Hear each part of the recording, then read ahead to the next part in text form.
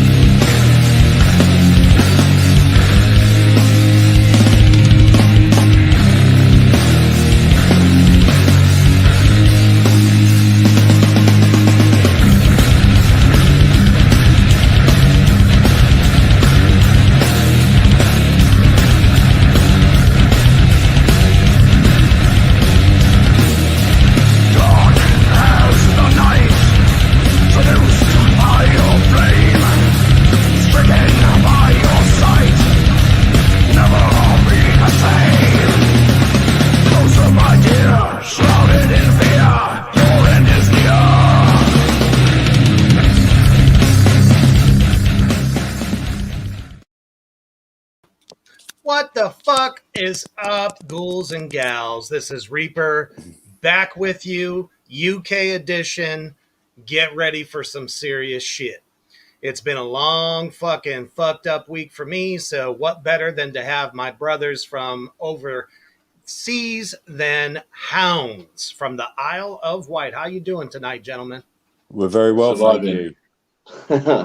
Awesome. How's the weather out there? It's hot as fuck over here. It's not been too bad. It's not bad over here actually. It was raining this morning, but it turned out a bit sunny. You guys are so lucky, man. It's been like practically 90 fucking degrees here, and it's fucking muggy as shit. We had that about a month or so ago. What's that? We had hot weather about a month or so ago. Literally, it was fucking scorching, but now we're getting all the rain and stuff now. God damn. Well, hopefully those of you out there watching right now, you know, it's not as bad as it is here in bumfuck Ohio, but, you know, we're going to deal with it and we're going to have some fun tonight. So tonight we're talking about Hounds and there we are. From KingSide Records, which consequently are actually some label mates to us a little bit because Black Tar Superstar is on AMG, trying to blow that shit up as much as we can. And these guys are some heroes of ours. So let's just get right down to it. We got Ash, lead vocalist, and we got Josh. What do you do, Josh, again? I'm the drummer. Thought so. Gotcha. I should have known that. It's been a long day. So where did this all begin? Take us through how you guys got together. Let's just start right there. Start from the beginning. Yeah, Ash can take it from here.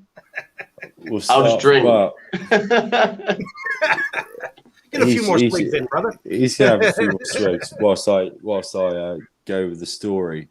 So, like, basically, with us Hounds, obviously, you know, the initial sort of what led us to the Hounds mantra that we sit under now was that back in like 2013, there was a band called Dead Town Nothing, which I came into that band as a guitarist initially. No shit. Yes, I am a guitarist as well. Nice. And I came into that band as a guitarist, and then ended up as Dead Town went through the years, I ended up then being the vocalist for Dead Town Nothing. Came off guitar and ended up as the vocalist for that. And then basically, like we were gigging, we were doing our thing. We had a nice little cult following, as it were, and yeah, it was really good. And then we kind of, what type of music was it? Same sort of stuff. Same. Oh, okay. Probably a little bit more on the extreme side. I'd say it was probably a little bit more raw. And a little bit more sort of chaotic in the sense of the recorded sound was a lot more chaotic. That's always the best, isn't it? Yeah, just a raw sound. It's not overproduced, and that's really what it was. Sense. Yeah, absolutely. It was raw. And then there was a situation where a member of the band went through a personal situation. Which I won't. I'm not going to go. I'm not going to talk about it openly. And so, and they lost someone very close to them, and so we kind of went on a bit of a. We didn't split up. We just we kind of went on a hiatus. We kind of suspended operations and what we were doing, and then life, as it does, you start doing other things, and we kind of all go did our own thing. Everyone then starts doing their own thing, and everyone starts and that's just the way life works. And then I guess it kind of then sort of transpired, that we kind of all wanted to still do stuff and still we got the itch after 4 years or so, and so it kind of then Dead Town Nothing then kind of evolved Dead Town Nothing into Hounds. Nice. But obviously, and we did that. We made a kind of a thing about evolving Dead Town Nothing into Hounds and stuff. But obviously not all the original members came back, no. Which is understandable. Things change. So actually, to evolve the band from Dead Town Nothing into Hounds was probably the right thing to do, because obviously not all the original members were returning. So it was kind of it was the right decision to do. But what we did do, and we didn't want Dead Town Nothing to just be something that was forgotten about or brushed under the carpet, or is that we wanted that part of the story to be still part of the Hounds ethos. And so what we did is we re-released some of the Dead Town Nothing music. We re-released it on one compilation, and we called it the Dead Town Nothing tapes. So we were making those songs part of the journey from Dead Town Nothing to Hounds. And then obviously subsequently, once we had established ourselves as Hounds, coronavirus then came along. Yeah, that little nasty bitch. Yeah, obviously, motherfucker. It hit us all bad, man. Yeah, and we kind of then obviously had to. We weren't, it kind of hindered things a little bit, especially when we've just announced that we're now this new band and Hounds. Oh man, I totally get how that feels, man. It was a real fuck up. We were very sensible that we had already started to work on the new music before lockdowns occurred, and we managed, and obviously we were lucky that we were well and truly armed with 3 singles already. We very lucky. As Ash always likes to say, we COVID proofed ourselves and everything like that. Which, you know what, worked to the utmost of its ability and everything, and it worked. Literally, it worked as planned, sort of thing. So we did COVID proof ourselves because we kept it coming. We kept people happy. We kept people hungry for more and everything like that. And obviously, then the first single we dropped as Hounds was Beast. Yes, what a fuck of a single that was! Holy shit! And in the meantime, we kind of had already started to build ourselves a substantial fan base because of the fact that we were then having to concentrate on social media and being more active online because we couldn't physically be out there as a band. So the best thing I think for every band during that time was the fact that we were able to reach out to fans in a personal level and really connect with them. And you guys were definitely awesome for that. I remember watching a lot of different things. Like, I think you even had like a Cooking with Ash thing at one point. Yeah, we did. Yeah. Shit. I'm just like, we did a bake-off. I did really a bake-off. I did a bake-off. Page out of your book, We did bake-offs. We did a lot of Instagram lives, and we connected with our fan base on a personal level, which is something that I don't think bands have ever done before. So not even the big ones. No, and we kind of wanted to try and do something different. So that's what we did. And we still do it now. Like we're very conscious. It's addicting. We're very conscious that we message and comment as much as we can with everyone that does contact us, and we will always maintain that. And we released Beast, and Beast led us to the wondrous world of becoming a signed band. So Beast really for us was. That was actually going to be one of my next questions. Well, you can. It was literally question, but kind of our first single, which happened to help us land our label. They both kind of happened parallel at the same time, Yeah, I mean, for those of you out there in Hellfire Land, all you beautiful ghouls and gals, their fucking song Beast has got over 20,000 streams on Spotify. If you're not hip to this band yet and you love some fucking extreme metal, I'm telling you right now, even you hardcore fans out there, especially, because I'm going to get to that in a little bit, you've got to check that single out. There's a reason that it's got that many fucking streams. They are an incredible band. It's just that's just Spotify alone, which I find when your song hits that mark on one streaming platform alone. Even when it hit 5,000, 10,000, and then the 20,000 streams, it's incredible. That was mental. Like, it was never anything, like from my point of view anyway, that it was something that we would ever achieve. Honestly, like hand on heart, never. We never thought. We never even anticipated. Never, honestly. It just happened. It happened, and obviously we've got the fans to thank for that. Honestly, like it's because it's mental. It's because of the fans. It's crazy. It's because of the fans. It's because of the fans, and it's because that. It's because of the engagement that we have with our fans, and it's because of the whole, the sort of the family group that we've created that drove that, and we will always forever be like, we have to pinch ourselves. We're always gobsmacked by every little thing that happens. Gotta be fucking humble, man. Gotta be humble. That's it.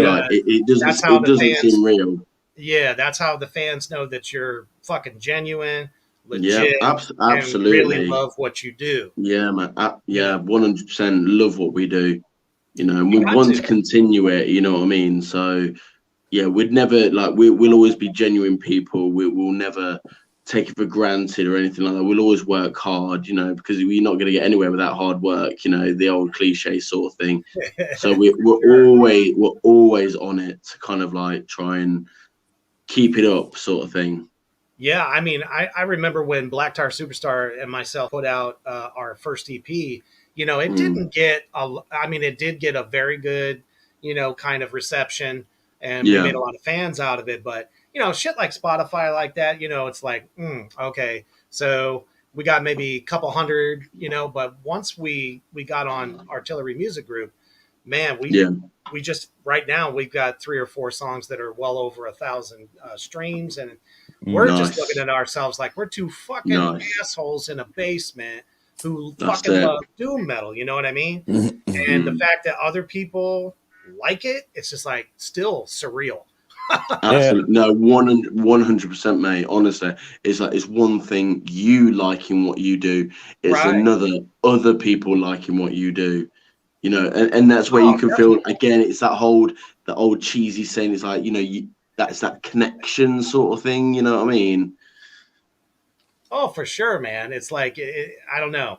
You already feel like you made it when somebody actually appreciates what you do. Yeah, you know, and that's what it's really all about. So I have to ask you guys real quick here. Hold on. Yes. Where'd it go? God damn it. We're almost there. Okay. So I don't know how totally it is over there in the UK, but over here, we fucking love the shit out of coffee. So I got to ask, do you like your coffee? Love our coffee. Well, in that case, you are most definitely going to have to try Deadly Grounds Coffee, which is one of our sponsors here. And let's check them out real fast. Everyone thinks because you're a zombie, you don't know good coffee. Well, they're wrong. There's only one brew that gets my seal of approval. Deadly Grounds Coffee is my guilty pleasure. The aroma is so intoxicating. It brings all of my neighbors out of the woodwork. Deadly Grounds Coffee. Coffee to die for and zombie approved. It's good to get a little deadly. Use the front door! Oh, they're so disgusting. That's right. I like that advert. That's pretty cool. You have not tried Deadly Coffee Grounds just yet. That's got to be the most calmest zombie I've ever seen. I know, really. As a matter of fact, Hellfire Entertainment has their own current brand. It is called the Devil's Chocolate. And for all you Scoops and Mischief fans out there, they also have their own version, which is a raspberry mocha twist. It will be available soon on hellfireradio.com, and be looking for that to be coming at you soon. So again, we are back with Hounds, and we are kind of deep diving into the history and what has made this monolith of a sound. So that's my next question. What are the influences that you guys have into it? Because I have some bands in mind that you guys kind of remind me of. So we definitely want to know your influence. I mean, there's so much hardcore, like, you know, old school hardcore in there, but it's also of today and very update. So what are some of your guys' influences? Yeah. I mean, there is like that.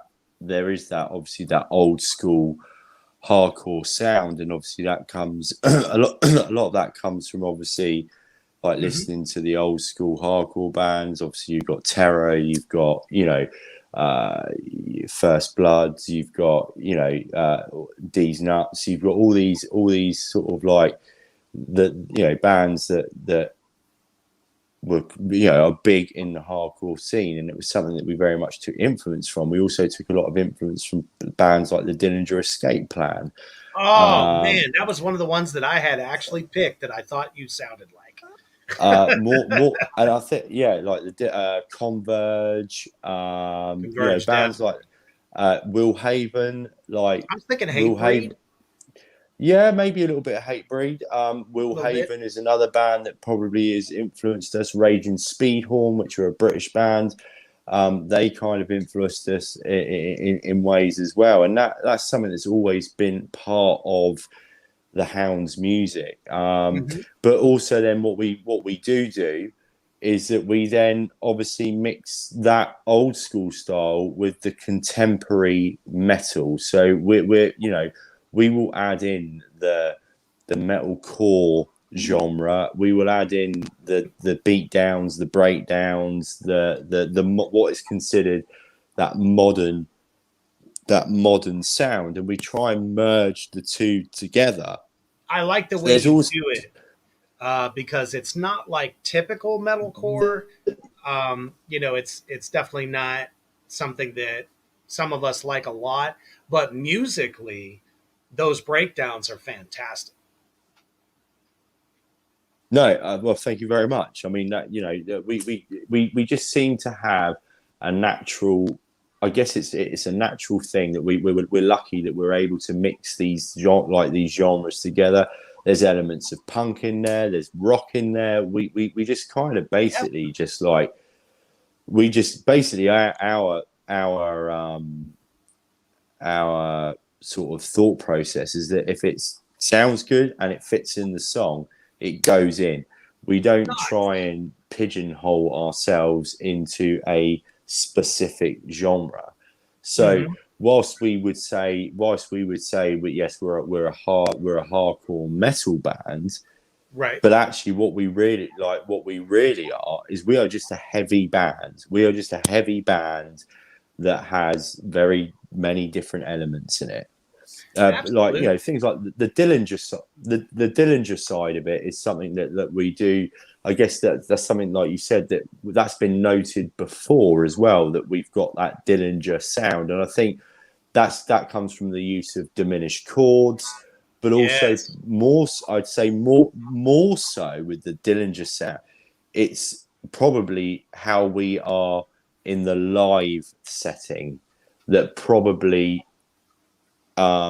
makes that Dillinger thing come out more, is probably because of how we perform in a live setting. And obviously, you know, that not that we, but there has been, and it's been in articles and it's been written about our aggressive, violent kind of persona that we have on stage, and how it's kind of this aggressive sort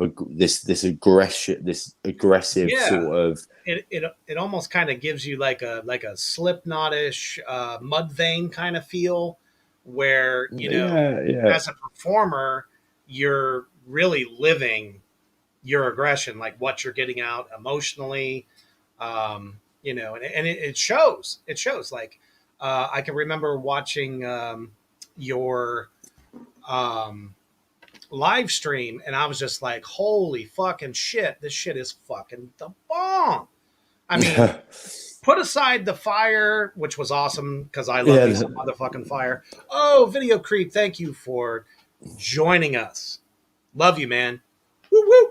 Anyhow, I think we lost Josh, by the way. We did, and it breaks my heart because he's so cool. And he's a fellow drummer like me. So yeah. But nonetheless, we are here with Ash from Hounds, lead singer, and fucking just annihilates you on the microphone every single time. Every single time. And yeah, but like I was saying, you know, I could definitely feel so much energy that comes out of you guys. It's kind of like us in Black Tar. It's, you know, but then again, that's almost any performer. Yeah. I mean, if they didn't give a shit, you wouldn't feel nothing from them. That'd just be a, you know, 4 or 5 guys up on the stage just wanking off, basically. Absolutely. So, you guys are definitely legit. Well, yeah, we try and play to the best of our abilities. We try and record to the best of our abilities. None of us are experts. None of us are perfect. We just do what we can to the talents or the skills that we have, and you know, and certainly like doing that Metal Merger show and doing that live stream show was obviously the first time in the pandemic situation of playing in a live environment, and what a show to come out the bat and do for our first sort of opportunity to play a show, and to put on an arena sized production as well, like, you know, to be able to put it. We were lucky that we had that opportunity to put on a show of such size in terms of the lighting, the visual, and it was almost fucking cinematic.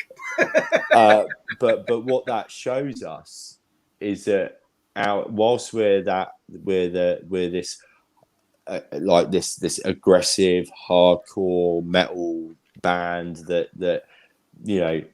What we wanted to prove by doing such a large production was that bands like us that do the music that we do, that we can work on a larger scale as well as the medium size or the smaller scale, and you know, and our thing works on the large scale just as much as it would work in a small venue or a medium sized venue. So we now know that we can adapt our performance depending on what platform we're on, whether that be a large stage or a small stage.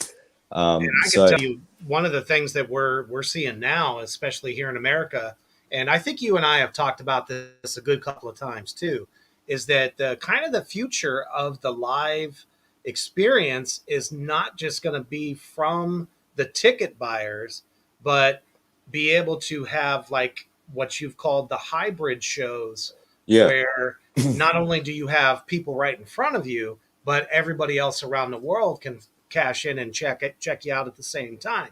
Because I can remember for 20 plus years, so many bands that I've wanted to see, but they wouldn't come to Ohio, and you'd have to wait like forever to see if they would make like a movie of some live shots from different cities and shit like that.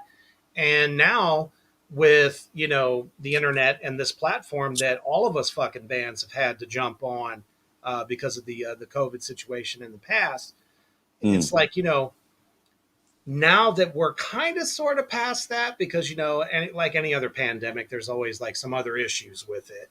But Down just had Phil Anselmo and Down just had a live stream this past Friday where they had a live fucking audience right there, but they streamed the shit right at the same time. Yeah. So yeah, and it gave fans a unique experience, so that if you couldn't be there, you could.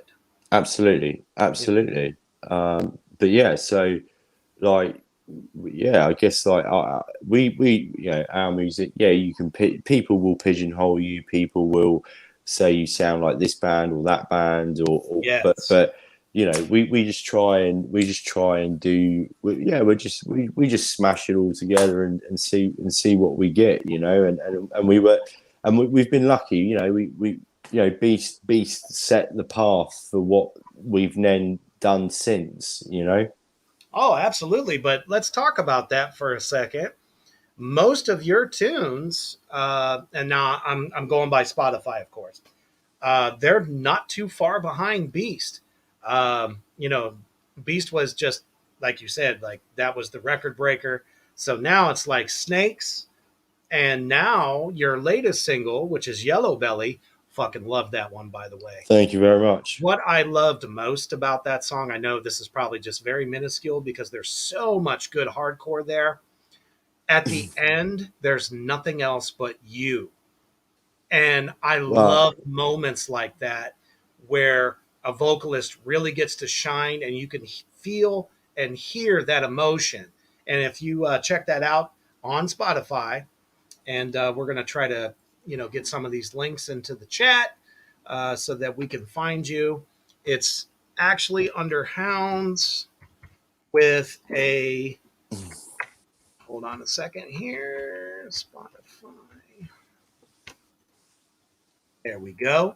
So now everybody fucking knows where to go on Spotify and how to spell. Yeah, like just before we like we like talk about the songs and talk about like how the embarrassing bit of how well they're doing. It's not embarrassing, man. That's so well, no, but we are proud of it, but we like I said, we still kind of like, it's all very surreal for us, and we're but one day we might actually get to grips with it all. But the reason we did, and at the end of Yellow Belly, there is that moment right at the very end where it's, as the music fades out, it's just just the vocal, and that was something that kind of, we only really sort of even had contemplated that was when we were in the studio recording the vocals. And then it was one of them things that just organically happened during the recording process of the vocals, and we listened to it and we were like, actually, Jesus, let's not fade let's leave the vocal. Yeah. And what that does is another thing, is that when I do my, when I record the when I do my vocals are quite raw. They're sort of like, they're raw, they're screamy. They're not like all the low sort of like false core, right, or the typical. It's not a typical sound or what you'd expect. Like, so by doing that little bit at the end, what that also shows, it shows the rawness in the voice. And actually, that I like the fact that within the vocals that there's that insecurity, there's that real human point of it that makes you realize, oh fuck, this is actually someone doing that with their voice. They're not using any effects. They're not like, so it was actually quite a moment where you actually show the vocalist doing it, like it. You strip away all the compression, you strip away all the studio things that you do when you're mixing and mastering a song. We stripped it away for that one single moment, just purely to go, this is a real, like, this is actually something like making that noise with their vocal cords. So there's not a whole lot of reverb on it or anything like that. But the whole song is about, like, the whole thing is got that, like, it just that moment, it just needed it, and it was something that kind of happened during the recording process. But I mean, I like the fact that you took, I mean, obviously, apart from the fact other people have said to us, you go from like a beat down into another breakdown within like the space of like 10 seconds. Right. And like the ending of that song is like this fucking like hench moment. And then you take away from that heavy moment and then just have that last vocal bit. And that's something that, like, I really like that. That's one of my favorite bits of that song, is how we ended that song. Yeah, very unique. Very unique. Almost kind of reminded me of, like a early on Jonathan Davis. Well, yeah, I'll take that. Thank you very much. But yeah, anyway, I'll stop. We'll go back to the other stuff that you want to ask. No, man. I mean, I love hearing about the process, of how you kind of make your songs. So how does it work, really? Do you kind of come up with the lyrics after the music is there? Typically a lot of bands, after they hear a riff. Yeah, a lot of the song titles, or like, especially like with the singles, the lyrics and the actual what the song is going to be called, probably that doesn't really happen until the guys have actually written the actual instrumental to those songs. So we don't. I like to wait till the song has been practiced, written, we've jammed it a few times, and then I then start to get a feel for what the song might be called, or what lyrics I may, like, during a practice session, I will like just scat some lyrics, or just have a little play around just to see what I'm getting, But I tend to get a feel, like I get this I tend to get a feeling from the song when I hear it that I'm like, this one is like, and then it just sort of like happens. I never have a song name or lyrics like going in with the guys not having anything written. We kind of work, the vocals and the song names come after, like I mean, that makes sense. Like, and then I will then, once in some respects, sometimes it doesn't happen till the songs have actually been tracked, and once the songs have been then tracked, then I will then listen to them and digest them over a period of time and write as I'm listening to it. And I kind of, that's the process that I go through, is that I don't really add the lyrics or anything until I've sort of listened to the song, or I wait for it to be tracked, and then I can like just concentrate on what I think the song should be about, Oh, absolutely. Like, what are some of the typical themes that run through some of these songs, such as Beast, Yellow Belly, Snakes, even? Well, okay, so there is a little bit of a thing with those three songs, and obviously Beast came out, and we released Beast, which obviously got us signed to our fantastic label KingSide Records. Absolutely. It kind of, like as I said, it all sort of happened at the same time. We kind of already had a plan of what we were going to do, and the fact that we had three songs loaded in the barrel that we knew that would like be something that we could release potentially during the pandemic, because we didn't know how long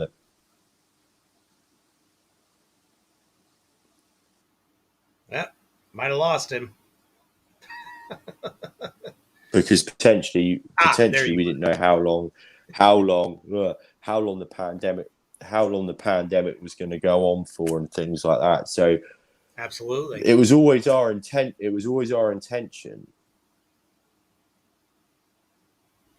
Oh, now really? I think you're there. Might be losing the signal just a little bit. Those of you out there at Hellfire Land, we are talking with Ash from the Hounds, or just Hounds period, from the UK on KingSide Records. As soon as a little bit of technical difficulty happens every now and again, so we're going to run a commercial sponsor from Villain Arts Tattoos.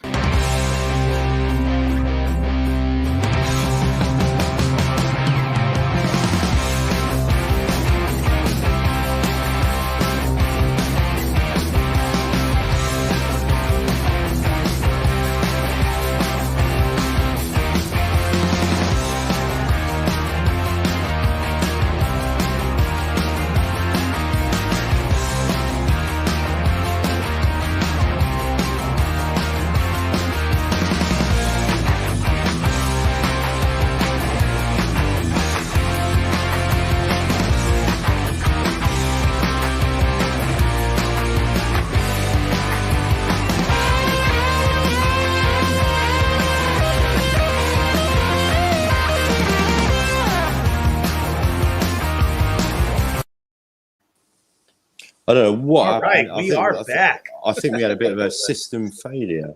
Yes, indeed we did. But that does happen from time to time. Yeah, no big deal. So anyway, going back to where we were before, that it was always our intention to release three songs over the course of however long the pandemic was going to happen. Mm-hmm. And Beast was the first song that we released, and that song was very much about it was about sort of the whole title of the song obviously could be interpreted as an animalistic thing. Even this single cover is an animalistic thing with the teeth and that sort of thing. But actually, very striking.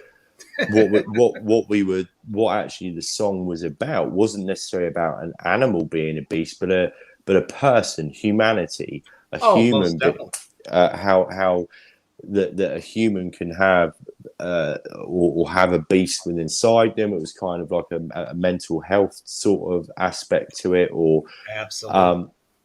and it kind of, that's in like the lyrics. If you watch the lyric video on YouTube, then you kind of like get the whole gist that that song isn't about an animal being a beast. It's about a person that is being a beast, or it's got inner demons, or whatever it is that you know. So that's what that song was about. That is what that song was about. And then obviously we then got signed to KingSide Records, and obviously we initially released Beast independently. But then we kind of wanted to give, after a time, we wanted it to come under the KingSide Records mantra. So Snakes then came along in February, which Snakes was Snakes is then the second part of the story.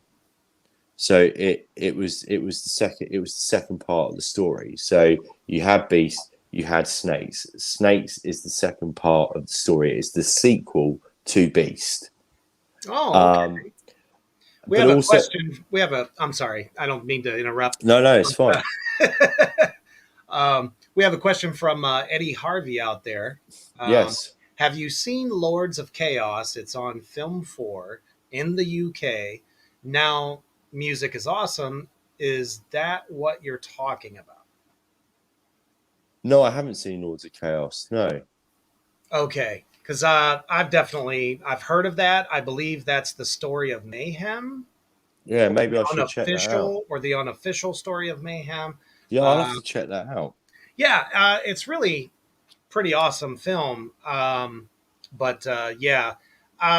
don't think what we're talking about as far as that song goes really has much to do with that, but maybe in a symbolic way, in a way. Yeah, mate, the lead singer sniffs dead animal. Oh, okay. Gotcha. Yeah, we're definitely Hounds is not about that. No. So Snakes, so Snakes came along as and it is a sequel to Beast. It is the next part of the story. That's awesome. And what Snakes did is we released Snakes, but that gave us the opportunity to take down our original release of Beast. Mm-hmm. So Snakes was also not only the second part of the story, it also created a diversion, so we could remove Beast from the streaming platforms, which we intentionally did, to then re-release a remastered version of Beast only but 2 weeks after Snakes was released on KingSide Records. So then you had Beast Remastered, which did phenomenally. Like that just blew, like that did better than when we released it the first time round. And obviously, we were kind of like, oh, holy shit, like this, the second resurgence of Beast as a remastered version, kind of. And then that's when it started to hit like silly numbers, it was, and Snakes was also doing that at the same. It was quite nice that the remastered version of Beast came out a couple of weeks after Snakes did, because then you've got the two bits together again running parallel to each other as new releases, which was really nice. Yeah, definitely. And then Snakes, again, the subject touched on the fact that you've got the Beast, but you've also got snakes, and people can also be a snake. They can be conniving, they can be they can stab you in the back, they can treat you like shit, and they're the snake, and you've got to get rid of them. It's kind of a story of that fight of that inner fight, and that fight with others that want to cause you harm. It's those two.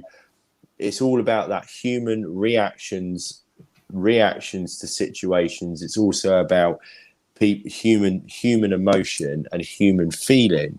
And I mean, there's just a ton of manipulation that happens between people, and that's what the snake is. So you've got the Beast, you've got the monster, if you like, and obviously, interestingly, we had we had a sample at the start of that way saying, oh, you know, you were supposed to be the monster, but I'm the fucking beast, and that was kind of like saying there are monsters that think there's those that think they're this, they're eat, but then there's always going to be something bigger and nastier to come along, and then you've like a lot of fake ass people out there. Yeah, and then obviously snakes then weeds into the whole fact of there being, you know, a person can be snake-like.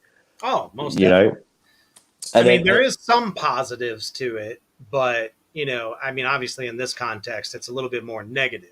So. Yeah. But what I guess I'm not necessarily. In some ways, there's always going to be elements where you will take from personal experience that you'll write a song about. There's also things where things have happened where I'm taking experiences from others. You know, it kind of blends in, like they sort of blend into the same sort of thing. But also within those songs, there is also then that message of overcoming those issues. It's not all doom and gloom. It's not all negative. There's also and I tend to do it towards the end of a song, is that there's that fight back. The whole song is about that pushing, that fight. You're fighting that, and you will overcome that. You will get through it. No, and that's very what. Positive. So there is a positive and a negative element to those songs.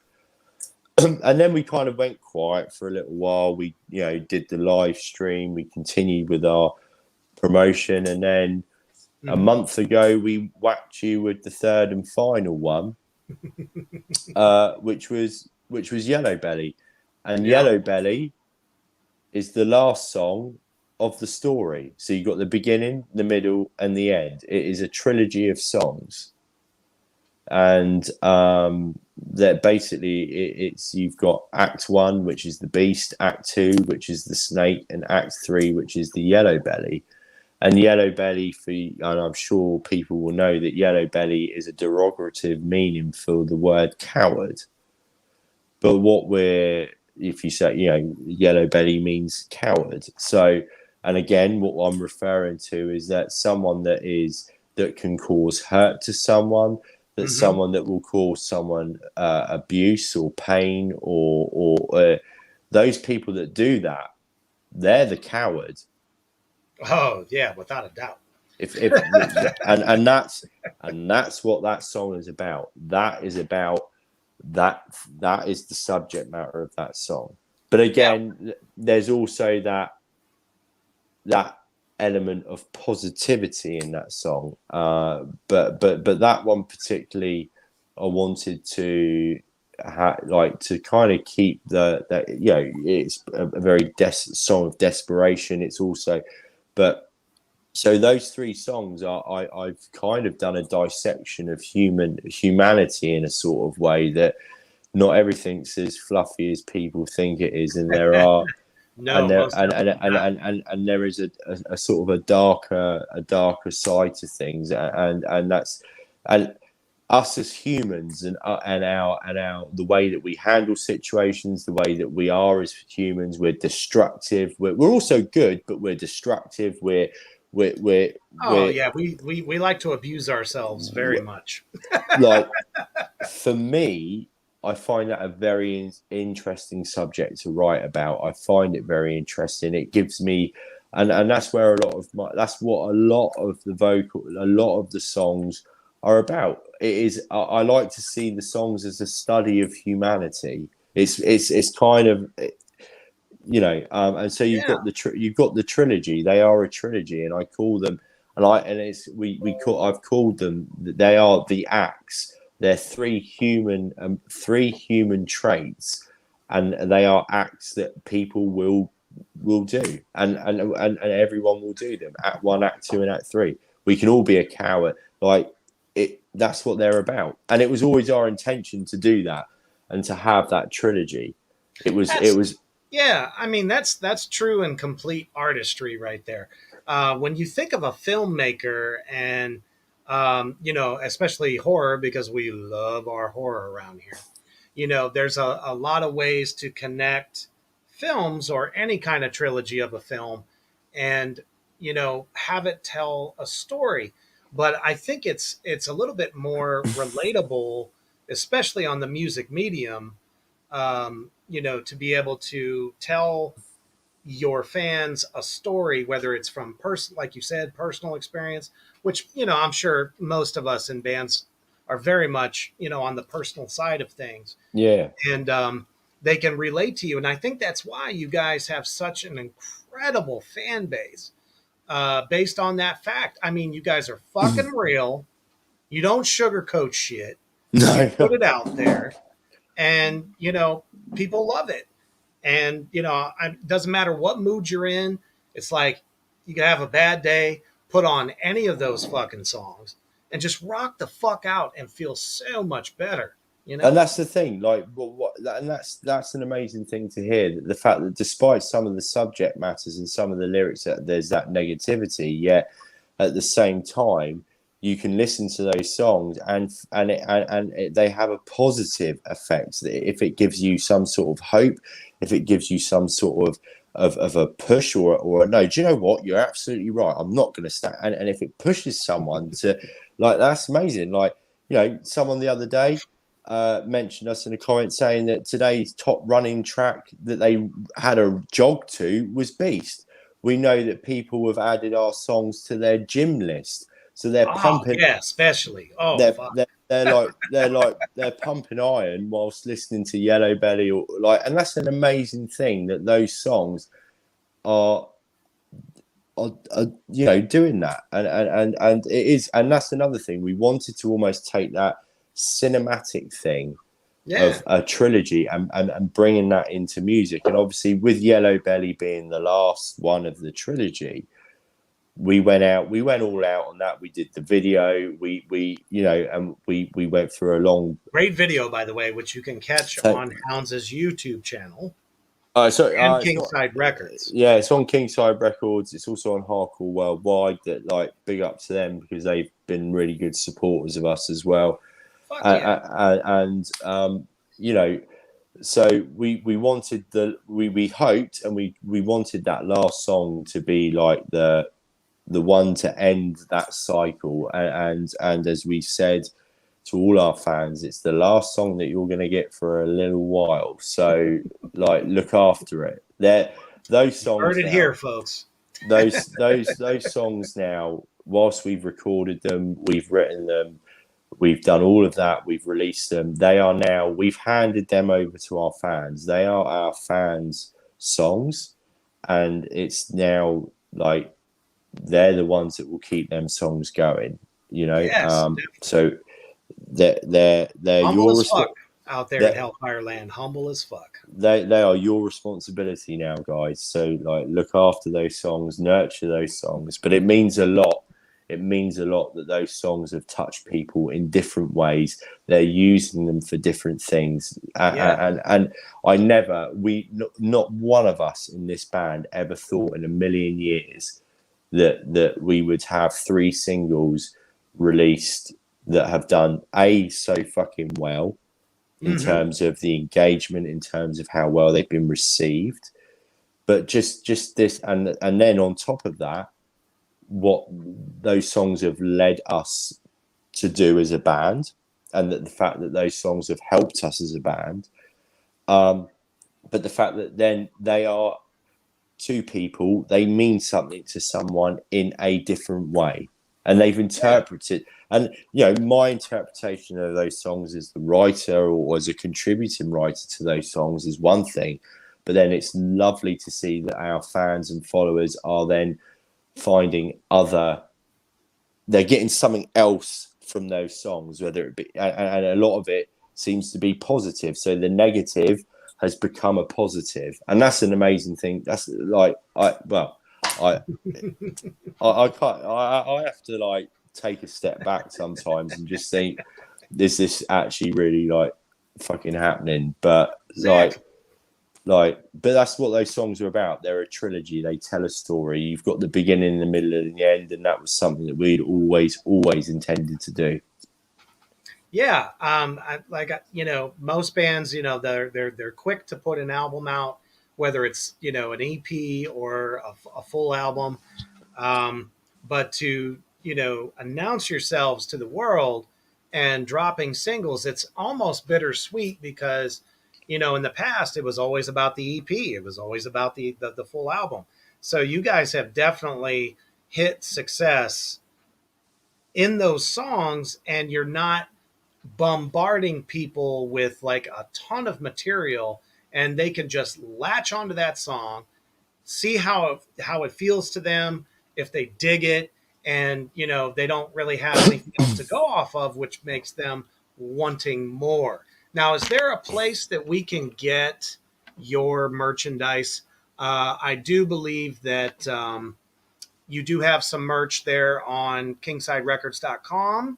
Yes, we do, and then obviously we've got our if you like the band's official merchandise store, which is www.houndsuk.bigcartel.com, and that is our, if you like, the Hounds official merchandise that obviously that we put out as a band. And that's another thing, like we're humble.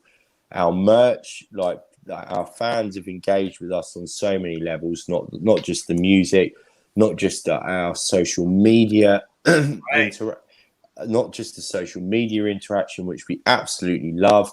The music, Yes. great. And obviously then they've then supported us through buying merchandise.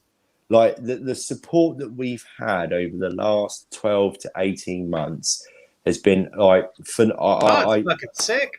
I can't I just like, it's unbelievable. And we know that it's been hard for everyone. We know that people have struggled. No doubt. We know that people have struggled. We know people have lost their jobs. We know that people haven't had money yet.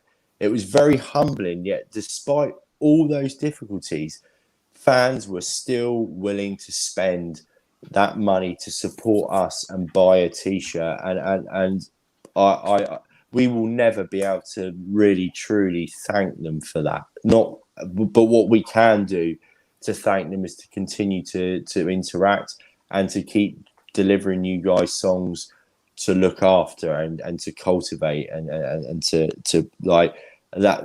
I wish there was other ways that we could like thank everyone, truly, absolutely. but it's, I mean, we were born in the pandemic as well, and it's kind of like, to see people posting pictures like they're wearing a Black Tar Superstar shirt, or they're happy they got their vinyl. And it's just like, man, there's just no better feeling in the world to know that you've touched lives. And you guys have most definitely done that. Again, folks, we are with Ash from Hounds, and this band is high energy, humble as fuck, and you can definitely get down with it. We're all about the heavy here at 6 Feet Underground. Heavy metal of all genres, but these guys specifically are the fucking shit. And if I say they're the fucking shit, I mean that. Y'all know me. All right. So one thing that we have been missing for a while is going to festivals. And, as they are slowly starting to emerge, I hope by now that most of you out there in Hellfire Land know about Slaughterfest. Let's take a look at that. I hope to be a part of it as well, which, I'll be there. So this is put on by Hellfire Entertainment Media. Check this out. We are currently adding more musical acts, and check out all the horror celebrities.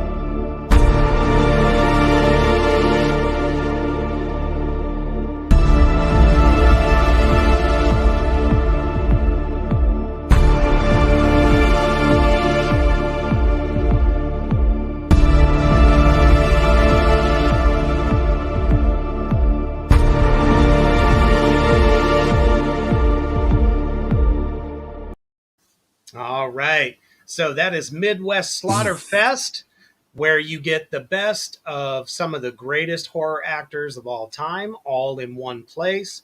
VIP tickets are almost sold out. Please make sure that you make your reservations for this show because it is happening next August 2022.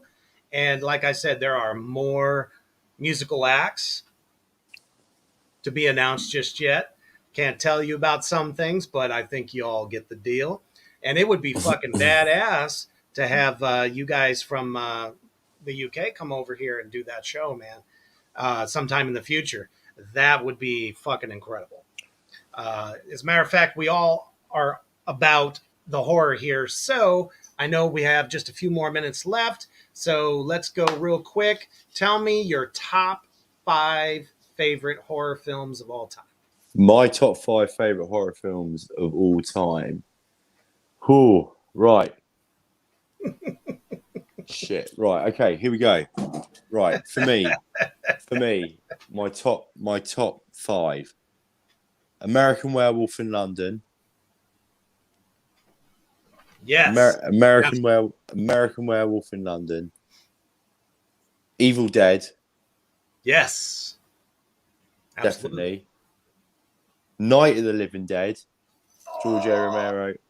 Night of the Living Dead for me. Yes. I'm trying to think. I've got 2 others now, and I've got it because I like all like anything sort of like so. Oh God. I know it's so hard, isn't it? There's so many. I think you only got one or more. Another one.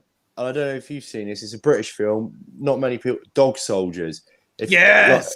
Holy fucking shit. I love that movie. I have watched that at least 50 times. Yeah, so Dog Soldiers for me has got to be like number 4. Like absolutely. One of the best werewolf movies of all time, motherfucker. Dog Soldiers is an incredible film. It's just brilliant. It's just brilliant.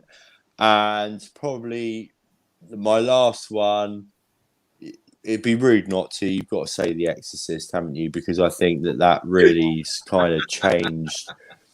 It changed the game back in the 70s, man. Absolutely did. Absolutely did. Satanic Panic was already in play at that point. Yeah, I mean, I could go on all day. There's some stuff that, some of what I call the video nasties, Cannibal Holocaust, Island of Death. Yeah, absolutely. We could go on all night about that, Reaper. But yeah, right. And I got to give a quick shout out to actually some of our UK brothers out there. As a matter of fact, we are ambassador of them. Fucking Royal10.com. That's the shirt I'm wearing Royal 10 clothing. We discovered them probably about 6 or so months ago. Ever since, we've been such a huge supporter of them. They make some of the best horror wear.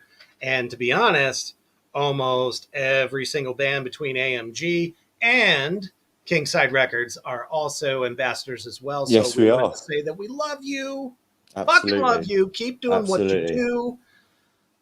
Big ups on the horror con that you guys got going on, back next year, as a matter of fact. So we will definitely stay tuned to that. So what are your final thoughts?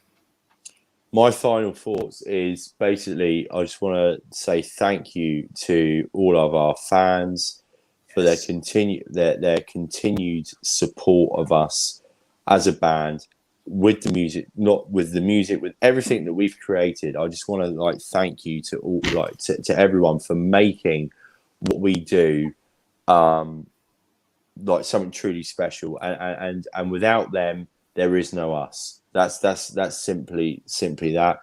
I say that all the time, man. now that we're able to play live shows, which we've started doing, so we're now starting to come out on the road and start to play live shows. We're obviously out on tour for 3 days at the end of next week, and obviously we can't wait to meet you guys and girls when you come down to the live shows. Thank you to everyone that has come to a live show so far. And whether it be in a big venue or a small venue, like please support your local music scene, support the local music, support the underground music.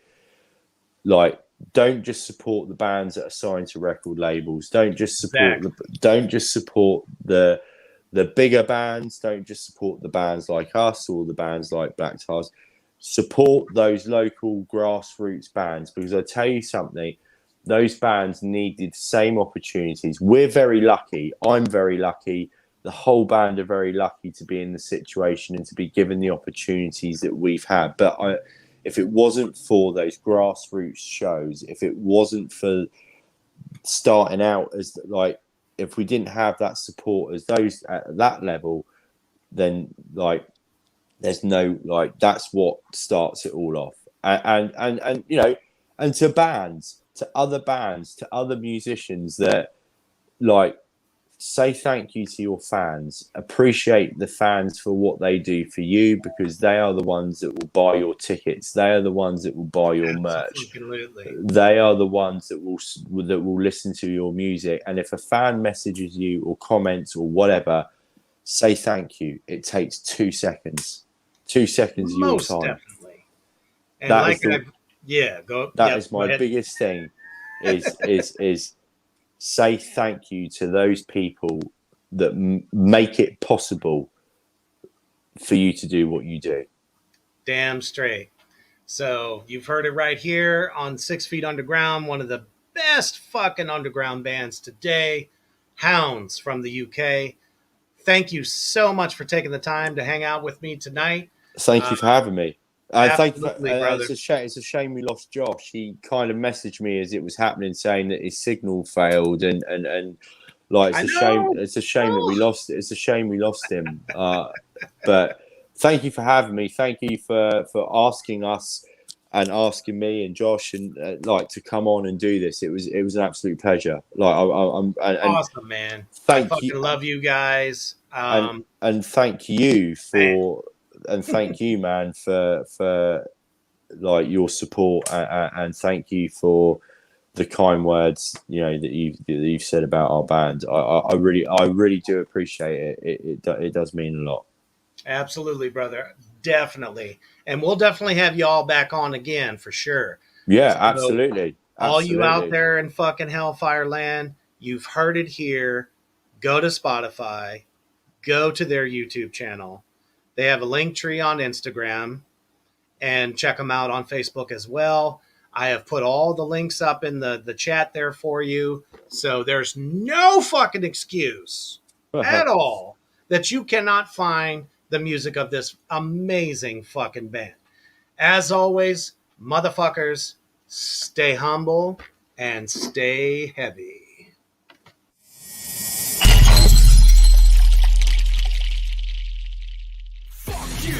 When I'm screaming, fuck you. Middle finger in the air, but no one wanted to hear what you screaming. Fuck you too. I'm running this stratosphere in a brand new atmosphere. I wanna go and shoot to the campus clear, cause I never thought I would've made it out of here alive. From the land where the people put the evil and night ride. You'll never see an equal to my kind, so blind to anything to line the light to mind is right now. Looking for another mind to pipe out, bringing everything that you can bring down on the ground like 150 pounds of C4, looking for keyboard thugs. Well, I'ma need more slugs, cause I wanna see more blood. You ain't never seen gold like us. They don't wanna make them any more like us. Put them on tour with the paint on them, and anybody gonna get a little lame song. Fuck right, I'ma stay wrong. Black out with a ray gun, looking for anybody to make up. Motherfuckers really need to wake up. There's nothing really you can say. That's ever gonna change my mind. I'm on some fuck that shit today. Fuck it, I don't care. Middle fingers in the air. Only careless up in here. Only careless up in here.